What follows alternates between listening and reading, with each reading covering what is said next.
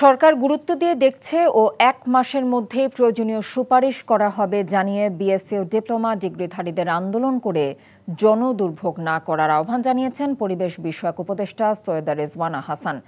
বিকেলে সচিবালয়ে জ্বালানি উপদেষ্টার সভাপতিত্বে প্রকৌশল পেশায় বিএসসি ও ডিপ্লোমা ডিগ্রিধারীদের পেশাগত দাবিসমূহের যৌক্তিকতা পরীক্ষা নিরীক্ষাপূর্বক সুপারিশ প্রণয়নের নিমিত্ত গঠিত কমিটির প্রথম সভা শেষে এসব কথা বলেন তিনি। বৈঠকে বিএসসি ও ডিপ্লোমা ডিগ্রিধারী প্রকৌশলীদের সমস্যাগুলো চিহ্নিত করতে গণপূর্ত সচিবকে প্রধান করে ১৪ সদস্যের ওয়ার্কিং গ্রুপ গঠন করা হয়। সব পক্ষের সমন্বয়ে গঠিত কমিটি ইতোমধ্যে কাজ শুরু করেছে বলেও জানিয়েছেন উপদেষ্টা। আর হঠাৎ করেই ৩ দফা ৭ দফা বা কোনো খণ্ডিত অংশ মেনে নেয়ার ঘোষণা দেয়া যায় না বলেও আলোচনা করে সিদ্ধান্ত নেওয়া হচ্ছে বলে জানিয়েছেন জ্বালানি উপদেষ্টা।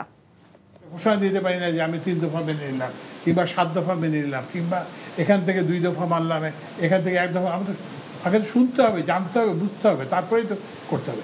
এর মধ্যে আমরা যে এই যে আপনাদের মাধ্যমে আমরা জানতে চাই যে আমরা এটা নিরপেক্ষতার সঙ্গে কোনো কারো পক্ষপাতিত্ব না করে আমরা এই সমস্যার একটা ন্যায্য সমাধান করতে চেষ্টা করব।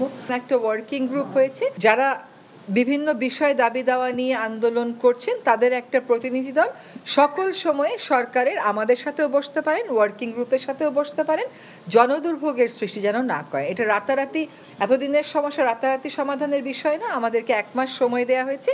আমরা এই ১ মাস সময়ের মধ্যে সমস্যাগুলো অনুধাবন করে আমাদের যা সুপারিশ তা সরকারের কাছে এবং সংশ্লিষ্ট সকলের কাছে পেশ করব। বান্ডেল থাকলে প্রতি সেনমানিতে টাকা বাঁচবে। বিকাশ সেনমানি বান্ডেল কিনে জিতুন প্রতি লেনদেনে।